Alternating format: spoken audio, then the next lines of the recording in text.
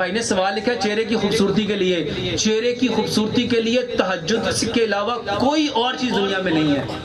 اگر چاہتے ہو چہرے 14ویں کی چاند کی طرح چمکیں، گناہ چھوڑ دو، وہ کام کرنے شروع کر دو جس کے کرنے کا حکم رب نے دیا ہے اور پیارے پیغمبر جناب محمد صلی اللہ علیہ وسلم نے کر کے دکھایا ہے، اور تہجد پڑھو اور لمبے سجدے کرو.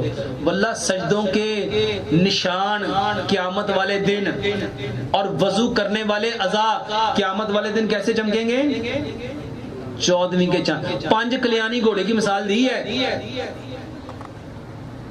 کیسے؟ جس کے بازو، ٹانگیں اور چہرہ چمک رہا ہوگا.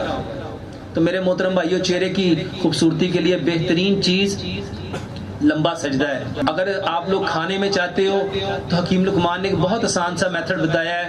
حکیم لقمان کہا کرتے تھے جس رنگ کی چیزیں اللہ تعالیٰ نے پیدا کی ہیں وہ اسی رنگ کے بدن کے اعضاء کو تقویت دیتی ہیں.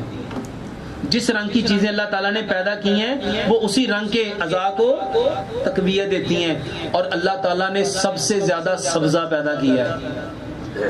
اگر آپ لوگ چاہتے ہو ہماری زندگی سرسبز و شاداب ہو تو کیا کھاؤ؟